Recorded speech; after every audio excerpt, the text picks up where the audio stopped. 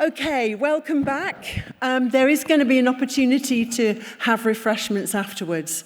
So I'm hoping everybody's going to come back in.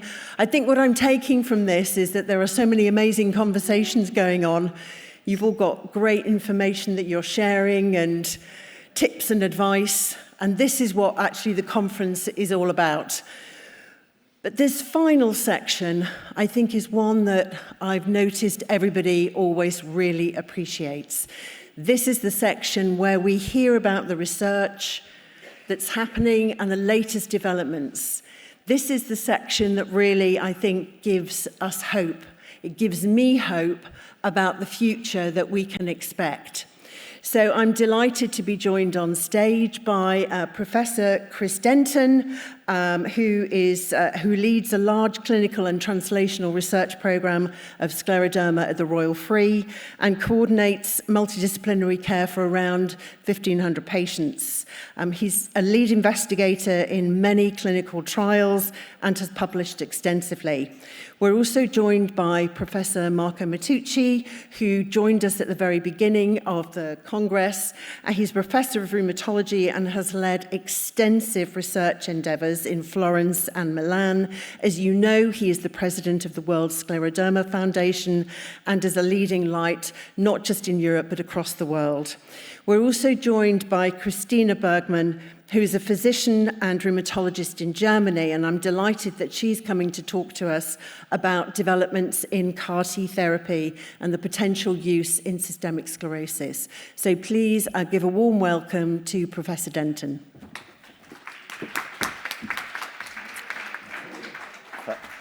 Thank you, Sue, for the introduction. And this is a real pleasure. One of the unique things about this World Congress is that there is a sort of parallel patient congress, and that really is unique, but also very, very important because I think it keeps the patient front and center of all of our attention. It also gives us a reminder of really, why it's so important, why there's so much need in systemic sclerosis. So I've been given a challenge, which is really in the next 10 minutes or so, to give you an update on some of the pharmaceutical approaches to systemic sclerosis that really I would pick out as highlights, really. So we'll hear later from very exciting work around cellular therapy and around more fundamental research into the causes and mechanisms of systemic sclerosis, but I'm going to focus very much on the breakthroughs in terms of drug therapy.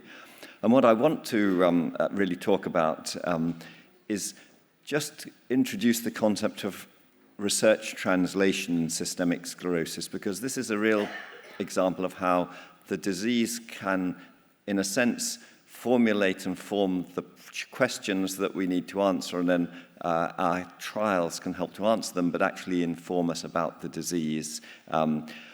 I'm going to particularly focus on the fact that we are now doing, I think, much more effective clinical trials, and that's a change that's happened in the last 2 decades, really. So we're doing clinical trials that will give us answers about whether a new drug might work, and later on, whether it's going to get regulatory approval and patients are going to get access to it. I'm going to just briefly think also about how we assess whether we've improved patients' outcomes in a trial. And to illustrate that, I'll just pick a few lessons from recent trials of therapies that have been emerging or are coming through, so that we can have perhaps a little bit of a future vision and perhaps pick that up in the questions at the end. So this is a slide that I like to show to physicians. I think it's equally appropriate to share with people with scleroderma. And it's really highlighting the point that the starting point is always the patient, and in scleroderma we've got a challenge that we've got all sorts of different manifestations of the disease, the heart, the lung, the kidney, as well as the things you can't see, the impact on quality of life and function and pain and breathlessness. When we're trying to understand the disease, sometimes we can do that by studying samples that we take from patients, whether that's blood samples or samples of DNA, or material that's taken for biopsies to make diagnosis can also be very informative research. But we can also learn from what are called preclinical or mouse models traditionally, and I would have to say that I think that's much less critical now than it was a few years ago. But what those mice taught us was really, in a unique way, what were the sort of driving mechanisms of the disease. And I'm sure you'll hear a little bit more about that from Professor Matucci, but that's really helped us to kind of then interpret what we can get from patient samples in more detail. And so I think that's one of the things I've noticed in the field, that we're moving more to studying patients and studying samples using modern molecular approaches. But the whole point is that if you can understand the disease, you can work out what your target is at a cellular or molecular level. So I'm going to talk about really molecular targets. We'll hear about some cellular therapy at the end. So how do we assess patients? How do we know whether scleroderma is improved? Well, one of the things in scleroderma is everyone has some skin involvement, and we can assess the skin and see whether you've got mild or severe scleroderma. That's a useful tool in clinical practice, but it needs to be standardized because it's quite a subjective tool. And so one of the things we did at the beginning of the Congress was that there was a training workshop to train physicians so that they could be very reliable in the way they assess skin, so that it can be used in a clinical trial and we can be confident that one physician is assessing the skin in the same way. So this is a busy slide, but it summarizes really a lot of what I want to say today, which is that we do now have templates for clinical trials, ways of doing a clinical trial that are appropriate to all the different stages of drug development. And drug development takes time, on average about 10 years, from the first idea or testing of a potential drug therapy to the proof that that works and that it's safe, and then it can perhaps get regulatory approval and then be available to patients. That journey depends on going from phase 1, where you just test the safety of the compound, to phase 2, where you get a signal of it maybe working for patients, and phase 3, that definitive proof that it is safe and it's effective. And when we're thinking about that, we have to think about how long is the trial going to take. And sometimes you can do a trial and get an answer in 3 months. Sometimes you need 6 months. But we normally think in scleroderma, you need to have a 12-month study generally, particularly when you're doing those later stage trials for licensing drugs, to be absolutely sure that you've got a durable, meaningful benefit. And then I've shown you how we can assess skin in scleroderma, but you can also measure lung function, and most importantly, a lot of emphasis now on what are called patient-reported outcomes, where we actually do standardized questionnaires to make sure that we're improving how patients are feeling and functioning when we do a treatment.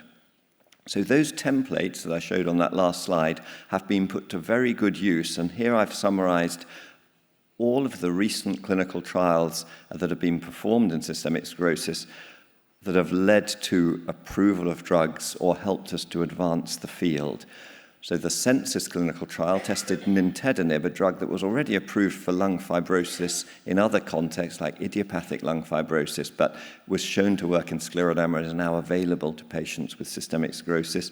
The Focus trial tested a drug that was developed for arthritis that has led to approval, at least in North America, as a treatment for particularly the early progressive form of lung fibrosis. We've had other trials that have again pointed us in the right direction about ways in which we can improve skin and joint symptoms in scleroderma. So not every trial has been positive, but the trials have taught us that drugs can be effective, and that's a big milestone. It's certainly a place that we weren't in 20 years ago, and perhaps even 10 years ago, that we could do a trial and get regulatory approval based on a positive clinical trial and get access to a drug that works for patients. But we've also learned from those trials, and there's a lot of added value. For instance, the Census trial that led to the approval of nintedanib for lung fibrosis was a trial that was very practical because it allowed patients to be on the immunosuppressive drugs that we already use for lung fibrosis.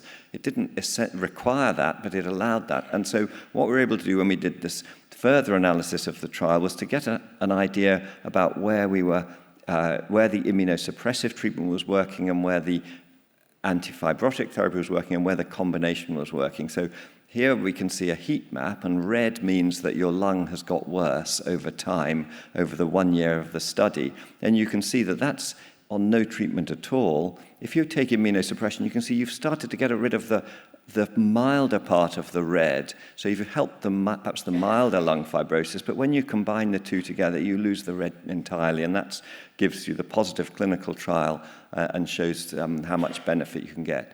And sometimes, even when a trial is completely negative, and this was a very disappointing trial because it was a large trial, nearly 400 patients were screened, and unfortunately, it showed no difference between the patients who were on placebo and the patients who were on this new drug called lenabicin, which is a cannabinoid agonist, so like a cannabis derivative, that was very promising in early trials, but failed in this trial because it didn't work better than standard immunosuppression.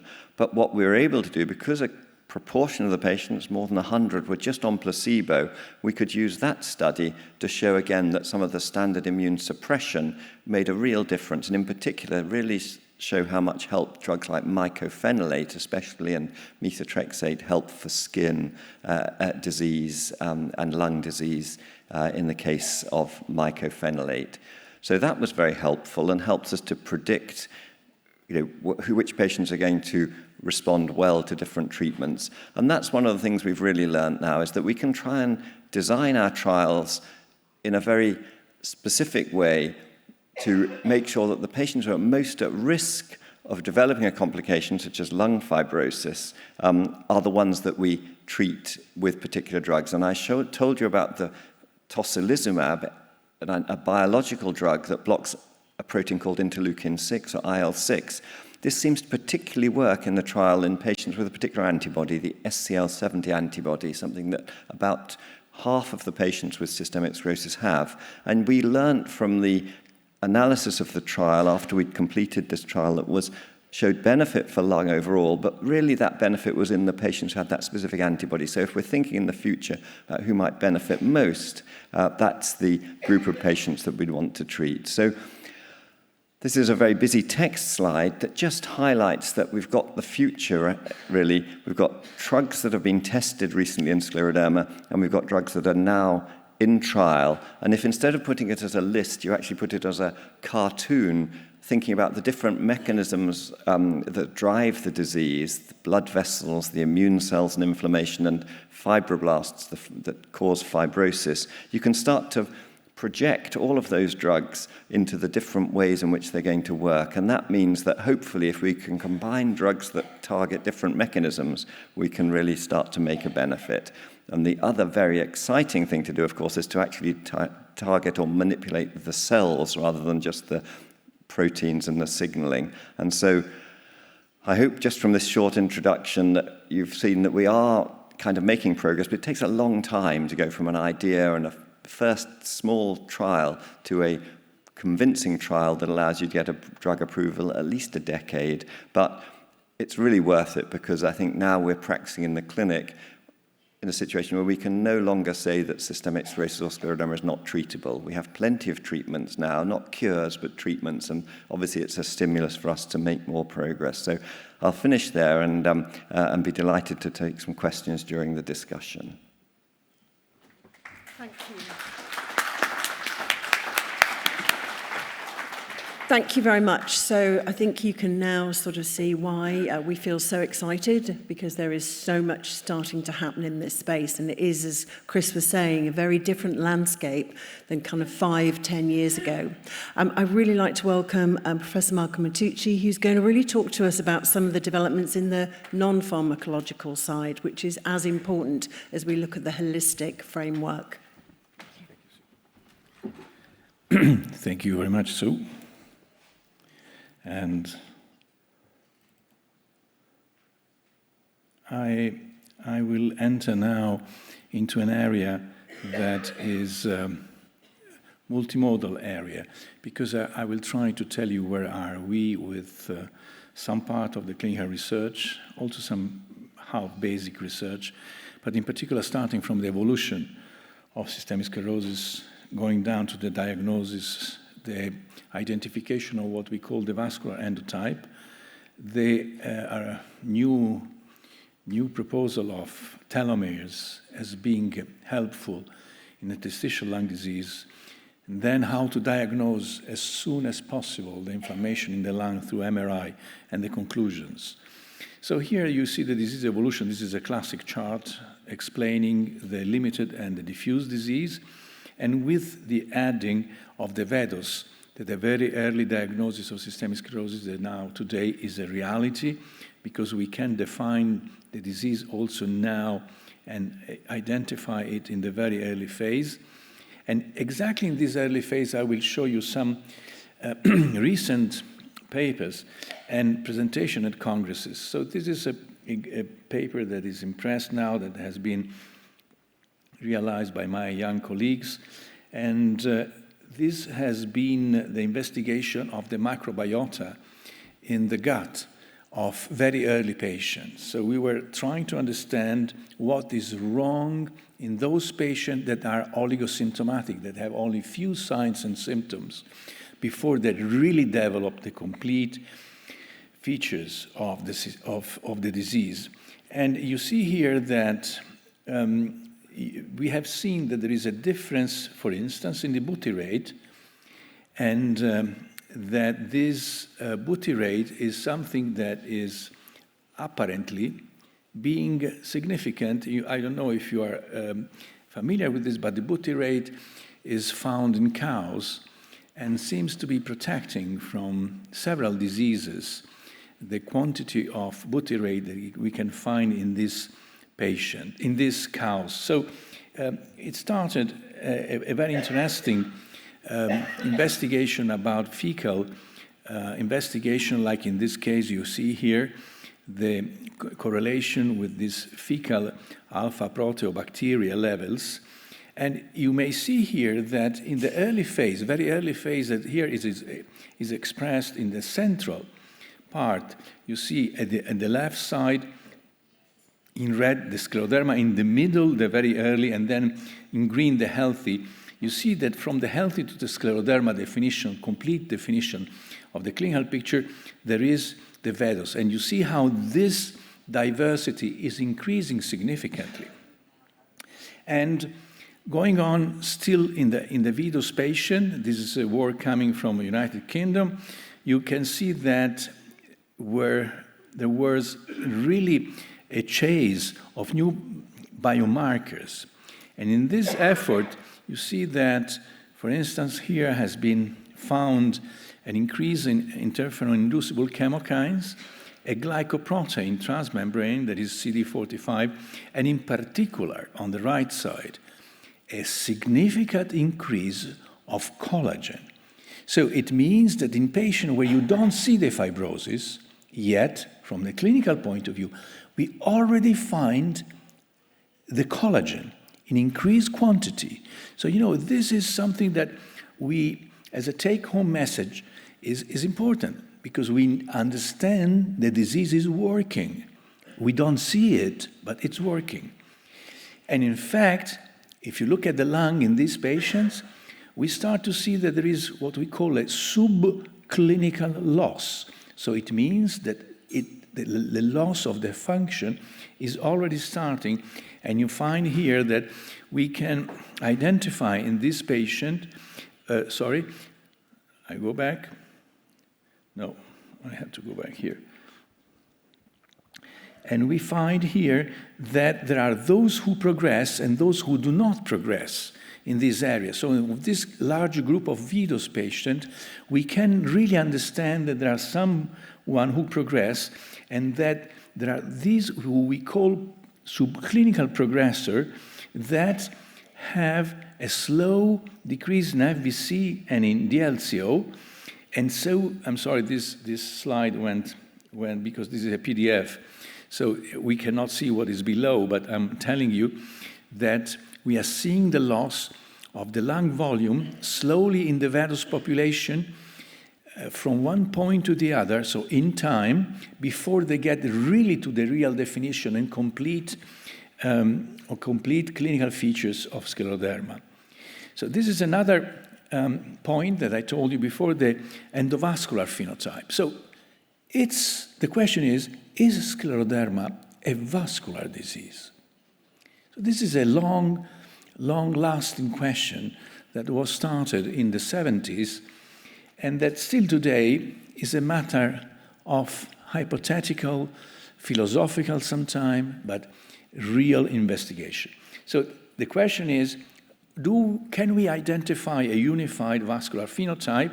And you see here that putting together telangiectasia, pitting scar on the finger, puffy finger, history and presence of digital ulcer, as well as the loss of the DLCO at lung level, we could identify in an early phase even patients that we know will progress in time.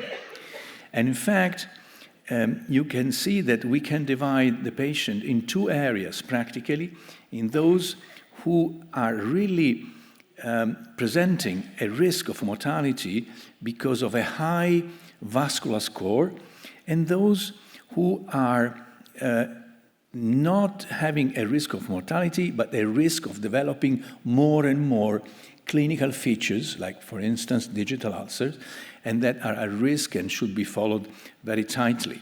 In fact, about mortality, you can see here that those who have a high score of vascular score are those who deteriorate more rapidly. So also this evaluation now is, for us in clinic, very important. But now I told you about the telomeres.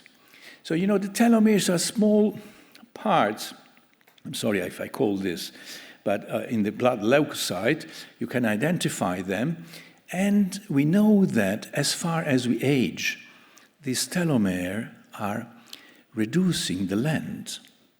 So the question was, maybe the disease is consuming the telomeres, and these telomeres could be used as a biomarker. In fact, this is a work coming from the States, from Francesco Boyne and his co-workers, and he found that precisely there could be a relationship between the shortening of this telomere and the worsening of the interstitial lung disease. So this means that finding a shortened telomere is associated with pulmonary involvement, but in particular with interstitial lung disease. And you see here that this was associated in the pulmonary function testing with an early decline of DLCO, and also with a specific pattern that is usually called a very aggressive pattern. That is, his name is usual interstitial pneumonia, and the acronym, as you may see here in black, is UIP. And you can see here that in pulmonary disease, in particular here, when we pile up interstitial lung disease and pulmonary arterial hypertension, this is the worst case that we have, and that also UIP here on the right is associating with a reducing telomere length.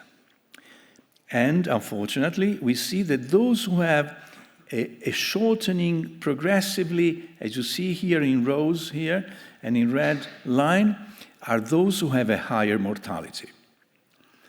So the take-home message is that maybe in the future, in the next future, we could use telomeres as a potentially biomarkers to understand how the interstitial lung disease will progress. Now let me go back just a moment on the disease evolution. And you have seen the two lines, the diffuse, the limited, the VIDOS here, but the question is, what is in reality, in real practice, coming before the VIDOS? And so we enter into the world that we are starting to call pre-scleroderma. So in everything that comes before the disease, it's evident under our eyes, like with the VIDOS. So for this reason, you see here that we are moving from right to left in order to get earlier and earlier in the identification of this patient. And you see here that antibodies are here, they're becoming very important to us, as already Chris has said, and also the genetic predisposition. So in reality, we have a dream.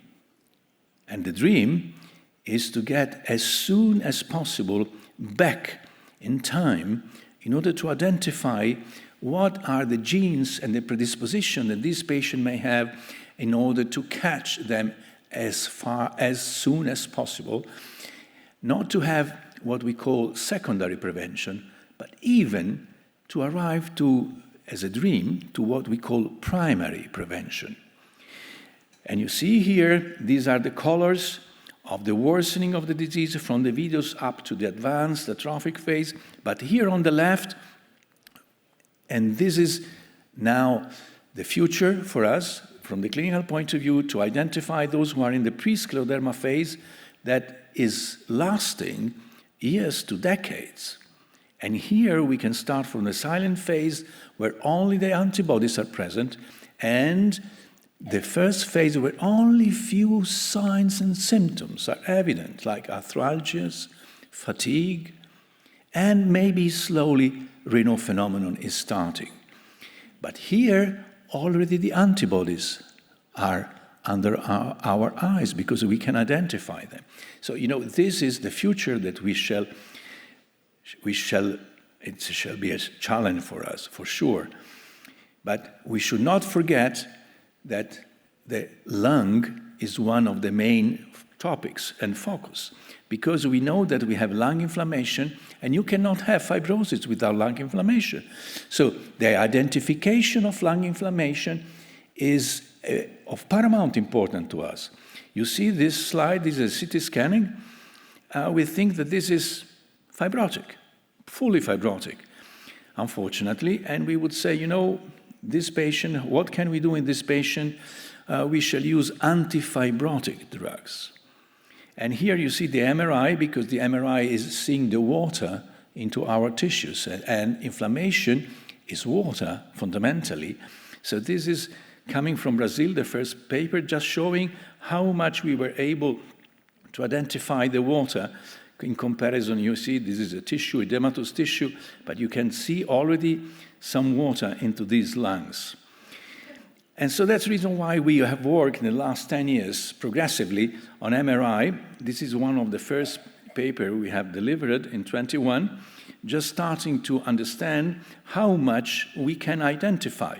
And you see here A is a CT scanning, and B is an ultra-short echo time called UTE, MRI, that is telling us that below this picture that has a ground glass for sure, the first changes, in reality we have a lot of water. Here you can see how much water we have.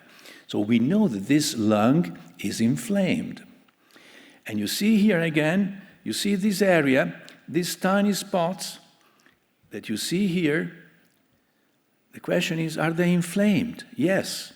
And you see here the water with MRI, and the same is valid from here to here. You see how much water is present. So we are starting to understand that we can identify water like this should be like a fibrotic lung already. In reality, we can find water. But I will show now you one slide, because we think that, when we see fibrosis, it's the end of the process. And here we were able to have sequences. This is a CT scanning. These are two sequences, and we are working hard to provide to the community the sequences that should be used in MRI, because this is an evolving field. But look this. This is a CT scanning of a patient that unfortunately died a few weeks later. We took this CT scanning. This is an MRI, and you can see that in these areas that are fully fibrotic, you see how much water we can find. But moreover, if we run a PET scan, what do we see here? We see that everything is on fire. So what does it mean? Never give up, because when we have fibrosis, we still have inflammation. So what does it mean for us clinicians, and consequently for you, that the anti-inflammatory treatment can never stop from some point of view? So we have to continue, and this is the evidence. Despite fibrosis, there is a huge huge inflammation still going on that is still working. So we have a lot of challenges for the future. And it has been really a pleasure for me to be here today just to show you these few slides, just to understand how much is the commitment, not to stop, but to continue to investigate. And you see here the program that Chris, me, and other friends, Alain Lescoat, Dinesh, Yannick, and all the others, we have thought for the next future, because scleroderma, it's very heterogeneous. And you see here the diffuse, the limited disease. You see in the middle the VEDOS, you see the pre-scleroderma patient, but then you see other acronyms, UCTD, unclassical, how is it? Undifferentiated, undifferentiated connective tissue disease. And then scleroderma, then mixed connective tissue disease. So you have a lot of acronyms, but it's everything here. So we are trying desperately now to define them and to give them a home where we can understand, stratify the patient, and see the future. I would like to thank also my colleagues from University of Milano, Ospedale San Raffaele, because their help is absolutely incredible. Thank you very much for listening to me. And I have to excuse me with you because I have to run on the other side, so accept my apologies, please. Thank you.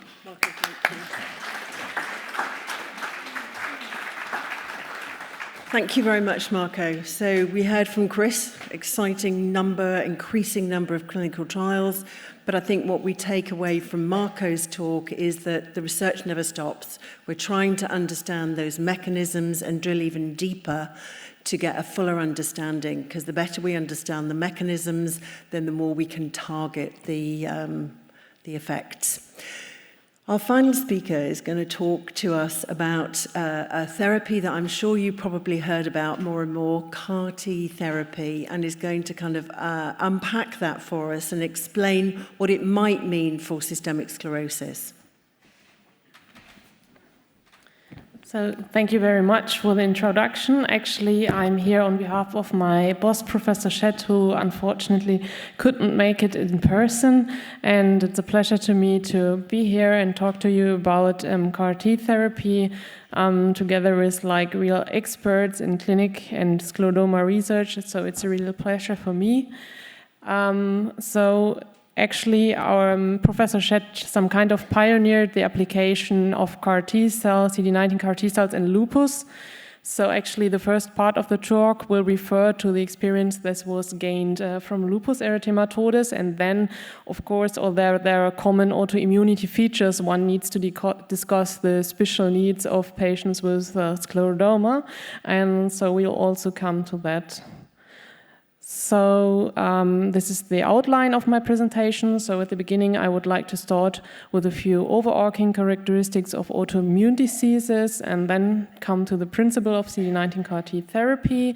Then some of the experiences of the first application of CD19 CAR-T therapy in patients with connective tissue diseases, and particularly lupus erythematodes, and then the potential implications for systemic sclerosis patients that we can tell at that early stage.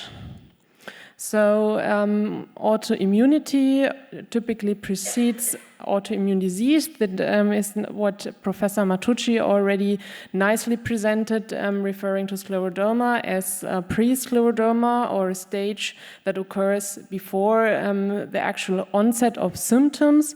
This graph is, as I said, derived from patients with systemic lupus erythematodes, and it's a study that was published more than 20 years ago, showing that autoantibodies occur actually before patients get sick, and that is similar to systemic sclerosis, as said, and the occurrence of autoantibodies, then Raynaud's phenomenon, and then the onset also of disease symptoms like fibrosis and vasculopathy.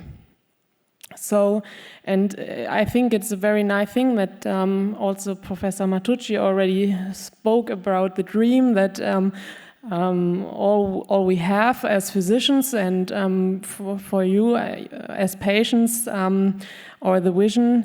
So currently, it is the way that the disease starts, and there is some disease activity, and optimally, treatment starts early. In reality, often treatment might start even later, and then the aim of current therapies in many diseases is to reduce disease activity. And for systemic sclerosis, we need to be a bit more cautious with the term of disease activity, because it's a chronic disease, and I think the progression and events is more the terms that we need to place here for systemic sclerosis.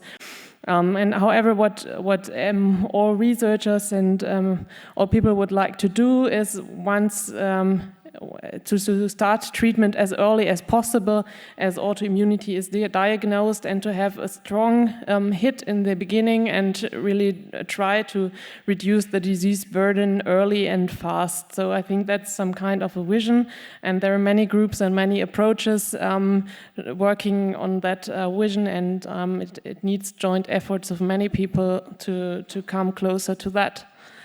So what's the principle of CAR T-cell therapy?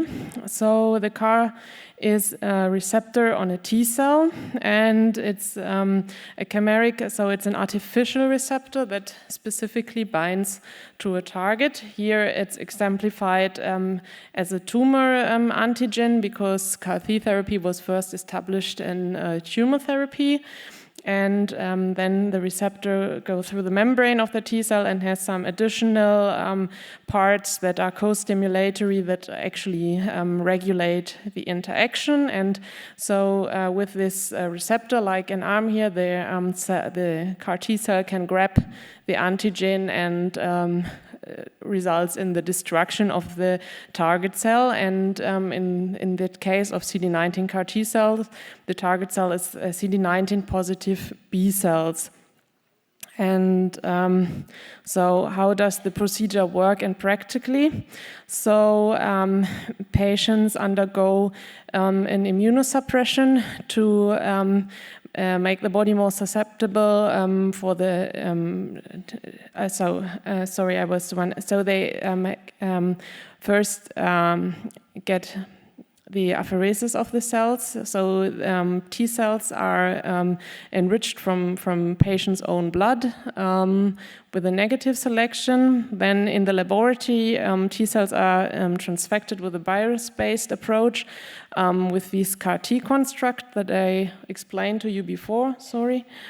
And then they are expanded in the laboratory to have more CD19 CAR T cells, and then they are infused into the patient. Up front, the patient gets some kind of chemotherapy, which is not as pronounced like autologous stem cell transplantation, for example, where you have a complete myelodepletion. It's rather one dose of cyclophosphamide plus fludarabine to reduce the cell counts, and then the cells are induced, and they expand in the body quite fast. Usually the expansion peaks at 9 days after infusion, and then they kill most of the B cell subsets and result in a fast depletion of the B cells. So here, this was the start in Erlangen with a patient suffering from lupus erythematosus, actually that lady here. And around them you see Professor Shedd and Professor Mackinson from the hematology department, and the supervisors and the SLE team from the University Hospital of Erlangen. This patient was really active with a lupus with high autoantibodies, proteinuria, and several organ involvement, nephritis, pleural effusion, and she had gone through many therapies. And she received that CAR T treatment. And so the CAR T cells, as you say here, they expanded very fast in the beginning and resulted in an immediate depletion of B cells. And interestingly, by around 170 days, the B cells recurred actually to normal level. However, the disease activity did not occur again, and also double-strand antibodies were depleted in a sustained way.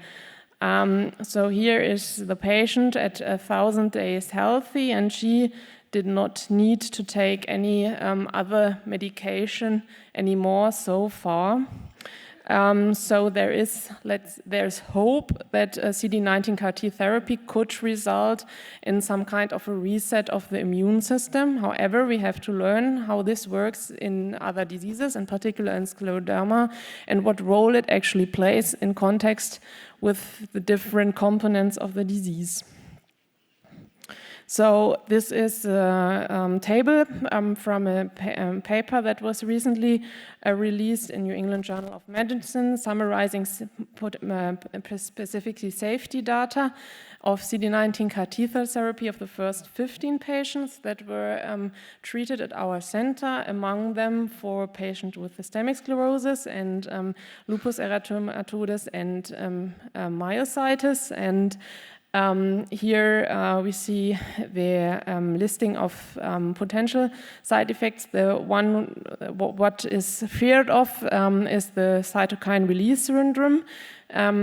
We learned about that from our colleagues from oncology when the CD19 CAR-T cells were supposed to destroy a huge amount of cells in a lymphoma. There are really many B cells in the lymphoma, and when they are all destroyed, they have a storm of mediators and cytokines, which can result in high fever and sickness and so on.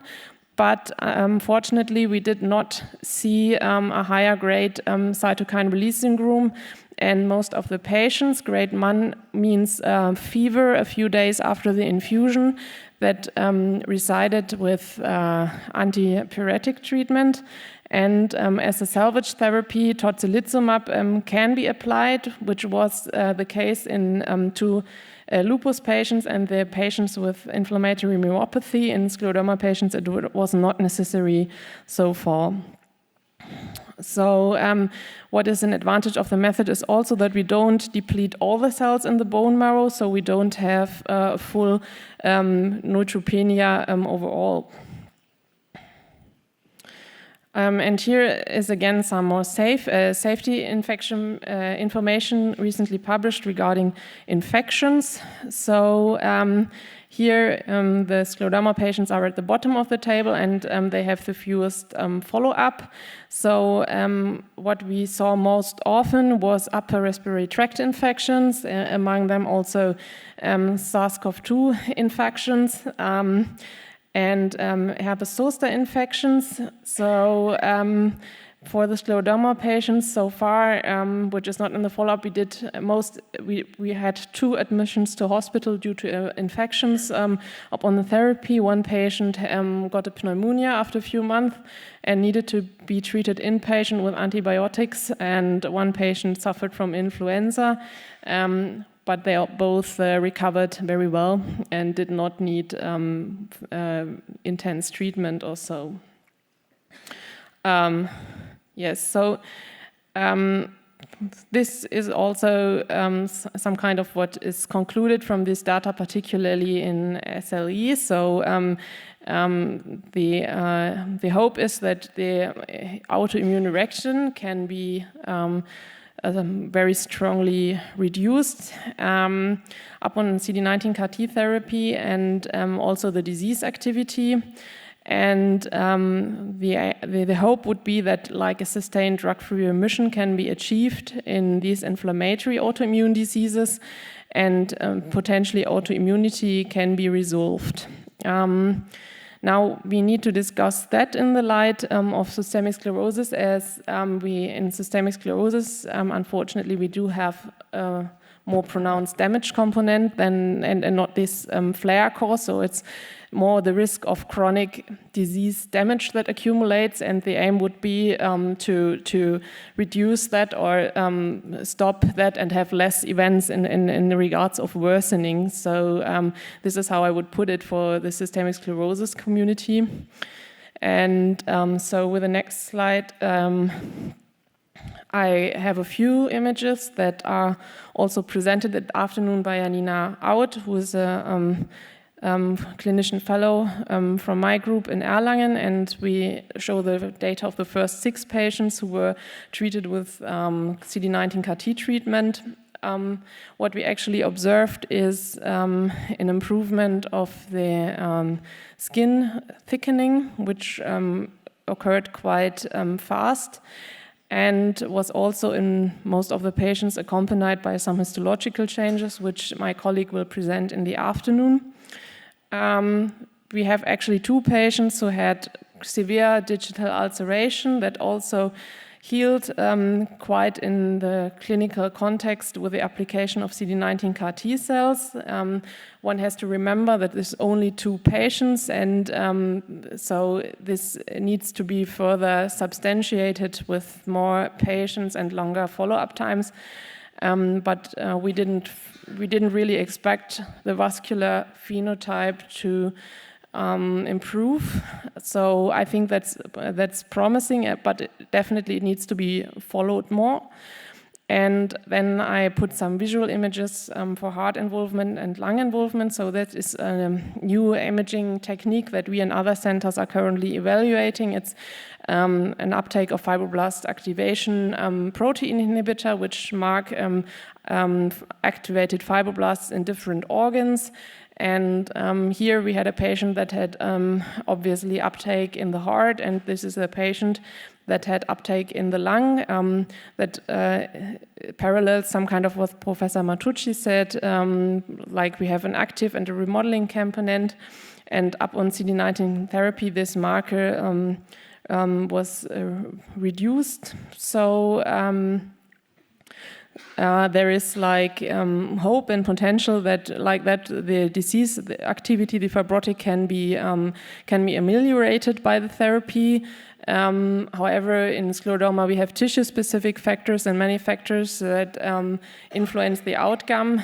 So I think we need to look at the next years to see how long the effect is and how things will develop, although it's a promising tool in our side that might add to the armada of potential medications that is upcoming and that are all very promising to treat US patients.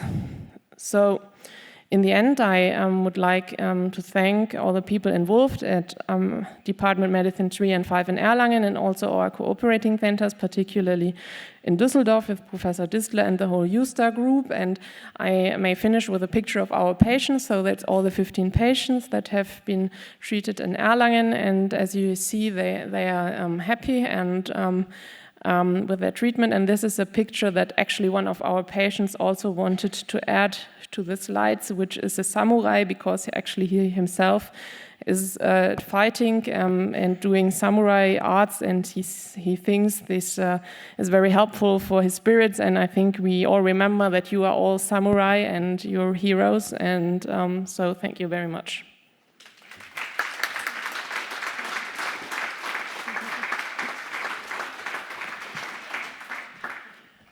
Thank you very much, and thank you for all the work that you've been doing with your team on this exciting area. We're still, as you're saying, still lots to understand, and particularly about the impact that it may have for patients with systemic sclerosis. We've got about time for 3 questions, I would say. So have we got any questions?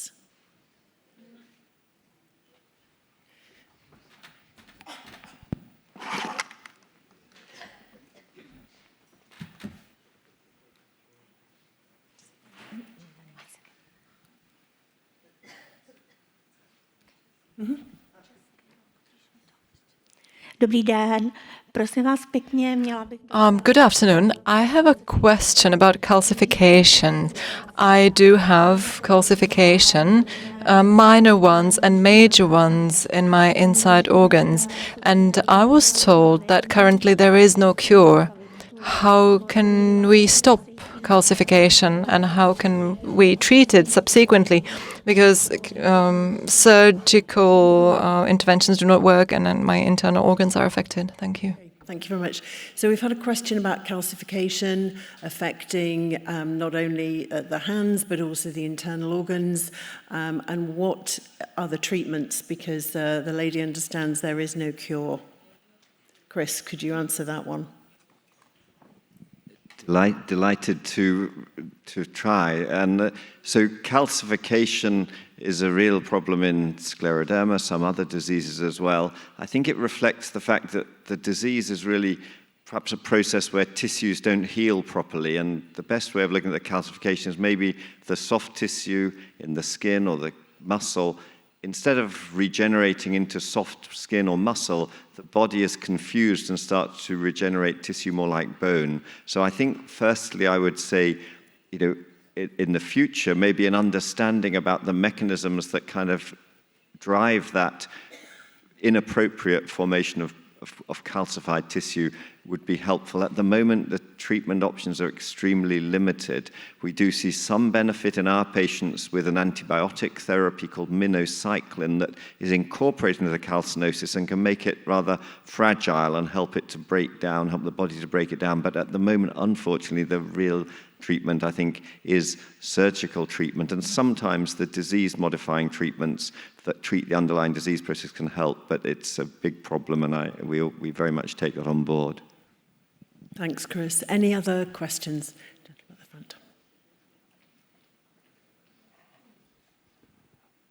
front.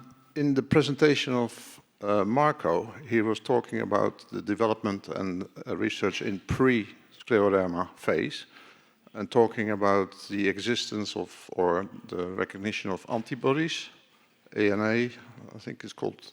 I'm not a technician, a medical specialist, but when I got to know about scleroderma many years ago, and in the first conference in Florence, there was already talk about anti-nuclear antibodies. So it was already known that that was maybe an indicator for scleroderma. So have we reinvented that, or have we found something new about those antibodies? Shall I answer again? So I think the antibodies are not new, and as we heard also from Dr. Bergman, that the antibodies are often the first sign that the immune system has gone wrong and start to recognize your own cells, and it can recognize the nuclei, and you get this anti-nuclear antibody. The thing in scleroderma is that because one of the early symptoms of scleroderma can be Raynaud's phenomenon, poor circulation, but that is quite a common symptom in the population. The antibodies are particularly useful, and that's, I think, what Professor Matucci was highlighting, that if you have Raynaud's and an antibody, it can identify ahead of time before you get the features. But the way in which we've really, I think, progressed in the last decade with the antibodies, I showed you in my slides with the clinical trials. Now we find that the antibodies we use to diagnose the disease, because it's not just one antibody, it's several antibodies, we've realized that each antibody not only helps to diagnose the disease, but it can also predict which treatment you respond best to. And so as we get more targeted treatments that just target perhaps one type of mechanism, then it's becoming important to think about the antibody to help plan the treatment. So it is always, like I said, in clinical trials, takes a decade to probably move something from an idea to a clinical, but that would represent the progress we've made in the last 10 years, maybe not just using the antibodies to diagnose, but also to predict how we should treat patients and show that that makes a difference, and so we can do that in the clinic. Thank you. Time for one more question, if there is one. That was a lot of information for us to take in, so I'm sure it will take you time to kind of distill it all.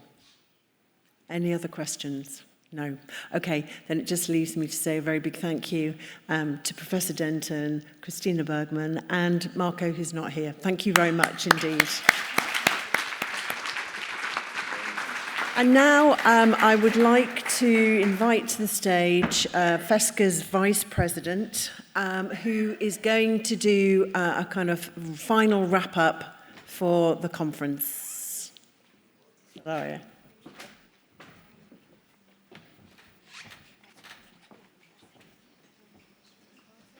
Thank you. Thank you, Sue. I think I will remember this Congress with 4 words. Interaction. We had a lot of interaction among ourselves, with clinicians, with researchers, and the second word is sharing. We shared information. we share our stories, we shared best practices, we shared our journeys. The third, it's the yellow guy's t-shirt coming from Spain. You rocked. You've been amazing.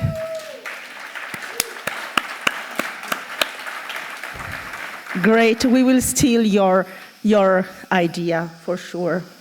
And then it's future, because when I remember my first Scleroderma Congress 26 years ago,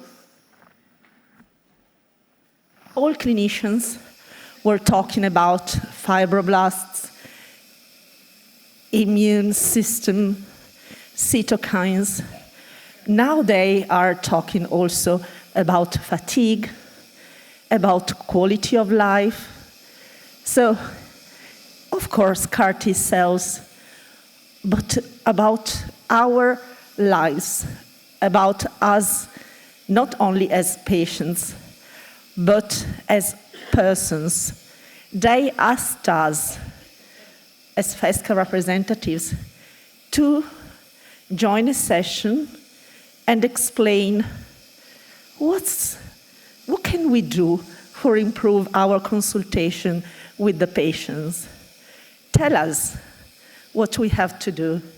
So it's the approach that has changed, in my opinion.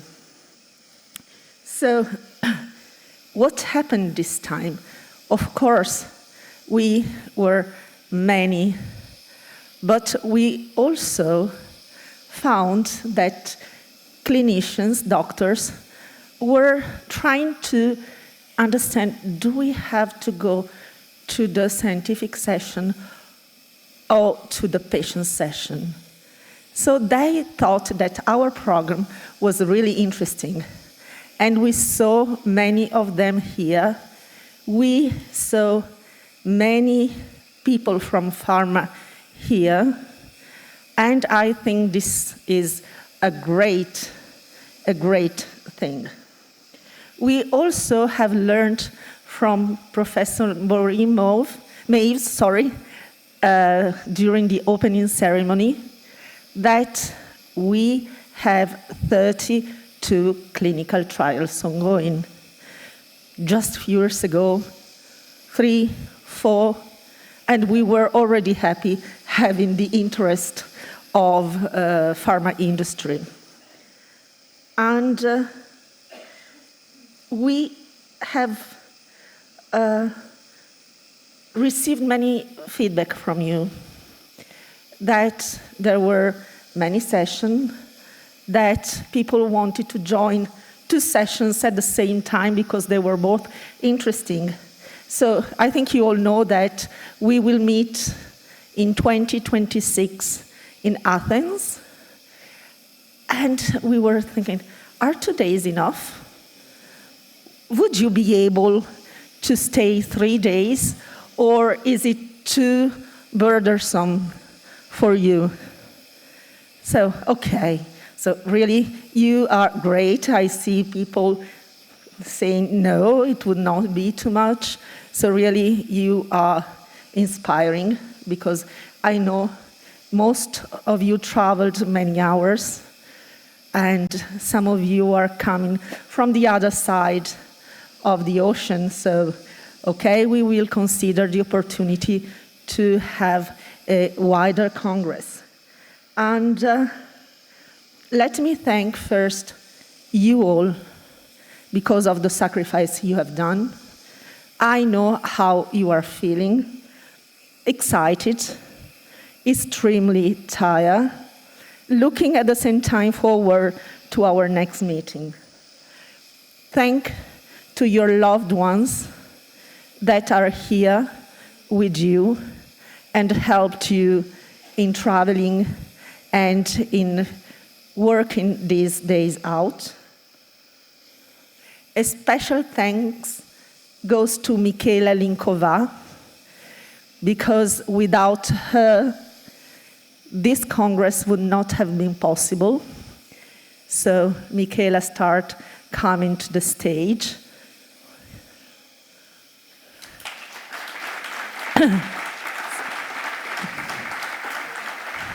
She really arranged from the restaurant, the Congress venue.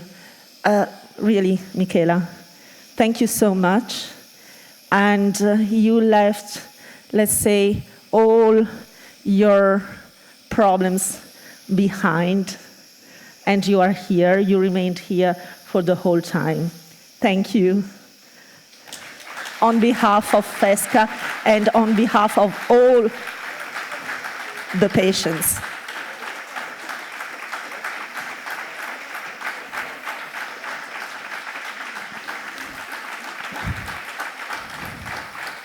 I would like to thank also a person that is not here, was with us the first day, and thank for inviting him, is Vaclav Platenik, the Vice Health Ministry. He was really amazing. Thank you, Michaela, because I think you have room to work with him very well.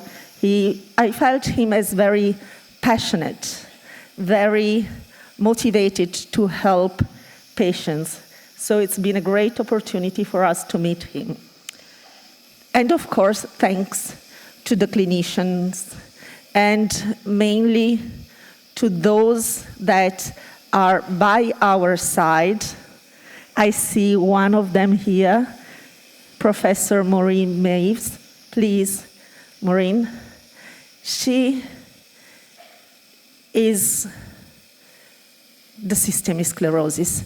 I mean, she has a huge scientific background. This is not need to be said.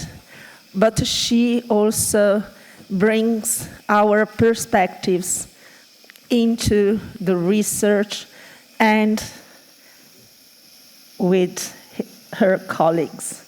So also for this, Maureen, thank you.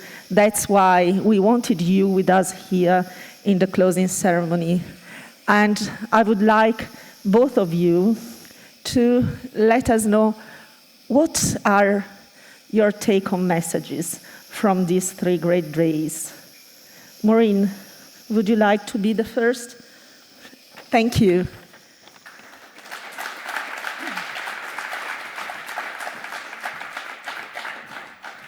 Well, thank you. I have no slides. I will not keep you very long, but I wanted to say thank you very much.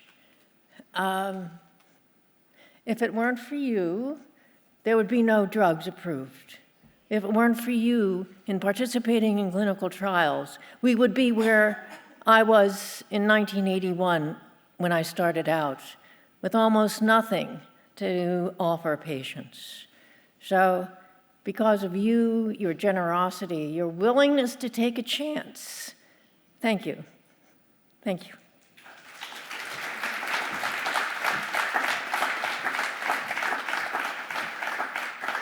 Maureen, may I?